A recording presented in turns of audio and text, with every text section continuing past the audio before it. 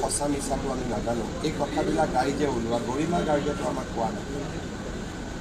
এইবিলাক হৈছে ৰাইজৰ মাজত ওলাই থকা কথা। কিন্তু জুবিন গাৰ্গৰ কিবা যে এক্সেছ বা কিবা যিকোনো এক্সেছ যে সিদ্ধাৰ্থ শৰ্মাৰ লগত আছে আমি উলিয়াই দিব লাগে, গৰিমা গাৰ্গেতো আজিলৈকে আমাক অনুৰোধ কৰা নাই। কাৰণ মই দেখিছোঁ যে তেওঁলোকে চিনেমাখনৰ কামো আগুৱাই লৈ গৈ আছে। ডেফিনেটলি তেওঁলোকৰ লগতো এক্সেছ থাকিব।